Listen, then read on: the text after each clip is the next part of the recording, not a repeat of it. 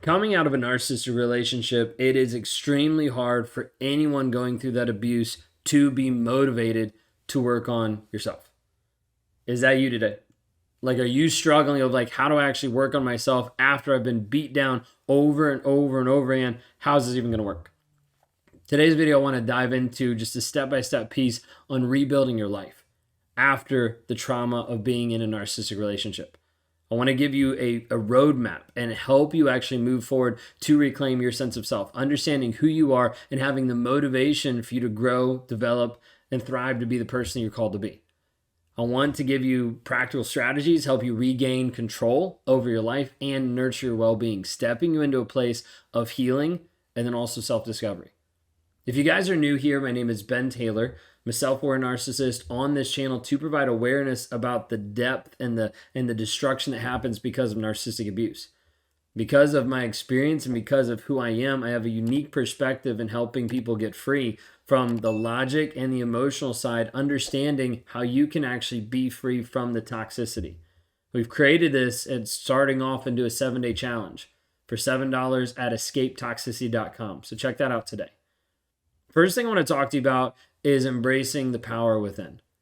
With this aspect, recovering from narcissistic abuse and reclaiming control over areas of your life and all that it can influence.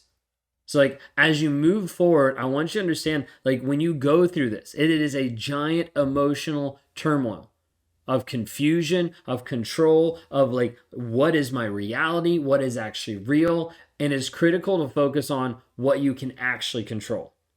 This is one of the hardest things, but we have to be able to bring it down to this one piece. The only thing we can change is you. The only thing that you can truly transform is you. Yes, there's a lot of questions of like, can he change? Will he change? Will this happen? Will it get better? Will we get back together? What about this? I get that. Take that for a moment, put it to the side. After you've gone through all of this abuse, it's crucial for you to understand this one thing. You are the only person that can truly transform. We can't do that for him. We can't spend the time on him because it's not going to work. If the narcissist changes for you, it will be short-lived and it will fall to the side and it will not happen. But we need to be able to work through it with you to help you moving forward over and over and over again. This starts with helping nurture you through these aspects of how do we actually do this on a day-to-day basis. And we're going to talk through how this impacts your body on a physical state. We're going to talk through like how this matches up with meditation or journaling, how this impacts your relationships, how this impacts you growing you. Maybe you're at the place where you've lost touch with all aspects of self-care. Self-care of how you take care of yourself, physically, mentally, emotionally, spiritually. You've lost track of all of that. And it makes sense because of the relationship that you've been in. It has been too overwhelming and too much has been placed upon you that it's your responsibility to care for another person and their emotions, their feelings, and their responses based on how they're treating you abusively. And so it might be something that we're just starting off really small. Some small thing that you can actually control today. Now, when I'm talking about this, when we're talking about like the depths of the abuse that happened, it might be super small that you're like, this is stupid. Like, why do I even do this? Might start with a daily walk. Might start with meditating 1 minute a day. It might start with writing something down in a journal to help you start to release and get things out of your mind. But it's small steps to help you gain control over well-being. These oftentimes look like habits that need to be formed so that you continue to move forward piece by piece by piece. The motivation that you're looking for isn't going to come by thinking about it, isn't going to come by just a really awesome speech, isn't going to come from me being like, rah, rah, let's go. It's not going to come from that. Motivation is going to stem from momentum. This is why it's important to do something, even if it's tiny, because doing something shows you actually showing up for you, not for me, not for him, not for someone else, but for you. When you do one tiny thing that shows up for you, it helps bring a tiny bit of momentum. And then you do it again. And then you do it again. And then you do it again. And over and over and over, you get to the place where you start to be motivated because of the momentum that you've created. Think of it this way. A person is not motivated into action by sitting on the couch and thinking this would be a good idea. They're motivated by getting off the couch and doing something that starts to move them in that direction. Let's say someone's struggling to go to the gym on a day-to-day basis. Well, they might not be motivated because they don't have a good bedtime routine. They don't wake up on time. They don't have their shoes laid out. They don't have their clothes ready to go. They don't have a gym bag ready. They don't have all these things. And if they start setting this up, they start showing up for themselves in different ways, and it starts to produce this momentum of like, well, it's already ready. Let's go. But it takes time, and it takes small little things. So I want to talk about rebuilding in 4 aspects. And these are aspects that we have inside of our programs, inside the things that I teach, inside the things that I live on a day-to-day basis. And part of this is breaking down this concept called the core 4. The core 4 breaks up life in 4 main areas, which is body, being, balance, and business.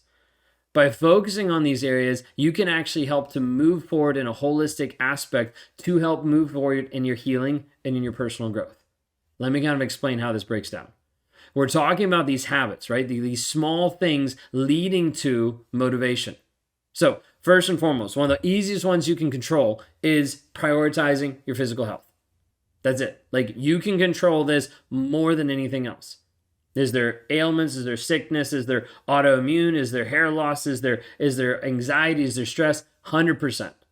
But we can also come into the picture and say, hey, how are you going to show up for you today just through a simple exercise, just through a simple walk, just through a push-up or a sit-up or something that starts to activate you in a different way? Sometimes it's just pulling you out of the norm. Then it's like, what do I need to change in my diet? I don't say, hey, you need to go on this whole diet, but like, what would be one thing today you could add in that would just help you improve? Maybe it's just drinking water. Maybe it's just adding in a healthy snack. Maybe it's just something that's small, because we're not looking to revamp your entire life in a moment.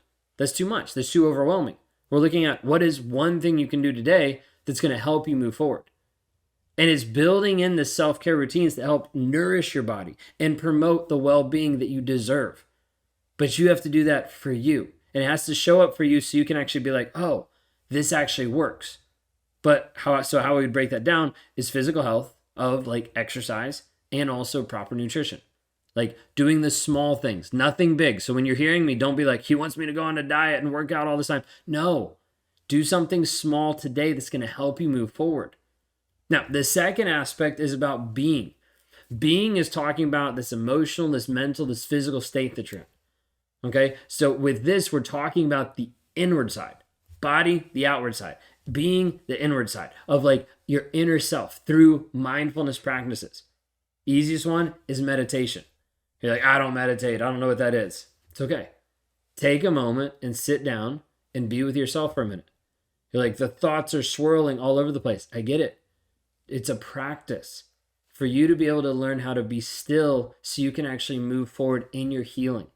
Just take a minute, 30 seconds, 5 seconds one day, 10 seconds the next day. Slowly work it up. And then when you sit with that, after you take those couple seconds, after you take those minutes, then sit down and just journal. Notice what you notice, write what came up, put it down on a piece of paper. You're like, how is that going to help me? It does. Because you start to get out of the swirling thoughts that are in your mind. You get them on paper. When you start to see them on paper, they take a whole new light in your world. You're able to start to get more clarity when you're able to see what's actually happening. This helps you reconnect with you, with your emotions, with your thoughts, with the strength you know that's inside, but you can't always articulate it. It doesn't always come out. Then we move into the third piece, which is balance. And this balance piece is talking about relationships. So what we will focus on is how are you cultivating healthy relationships with people that are uplifting you, that are helping you move forward. Maybe this is seeking support from friends or family, or like support groups or communities. Maybe it's just surrounding yourself with positive people. Maybe it's stepping back from a person that is negative and helping you understand that it's crucial to put you in the environment of the people you want to be like in order to continue to grow and be the person you want to be. I'm not saying you have to go no contact. I'm just saying you need to notice what you notice about who you're around How can we shift that just slightly? How can we adjust that? How can we spend 5 more minutes with someone else who's more positive? Like another family member that's helping you encourage you, and do that. Small things. That's all we're talking about here. Now, the fourth aspect is in business. We talk a lot of people that run their own business, have their own companies, and so a huge piece is on the personal and the professional development. But with you, it might be like setting up just your own goals, pursuing hobbies that start to have you focus on you developing you. Maybe you need to explore different career opportunities that align with what you actually want to do, because you're in a job where it's taking away a lot of your joy. It's taking away a lot of your passion. Doing this of focusing on how you grow and develop you helps provide the monetary aspect for you to be able to do the other things in your life as well.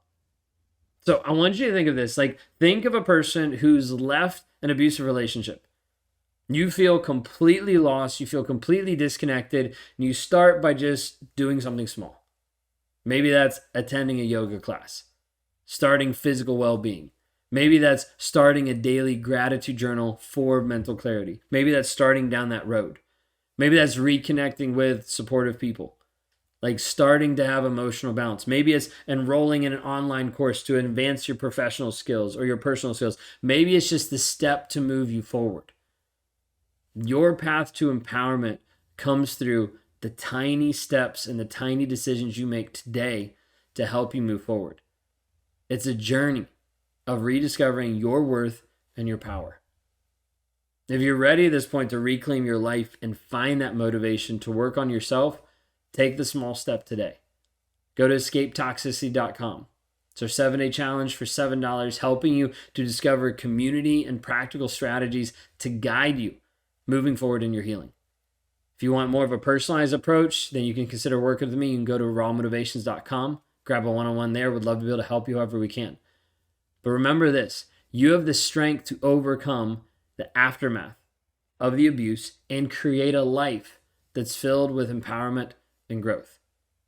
Don't forget, if you have a chance, subscribe for more content coming up.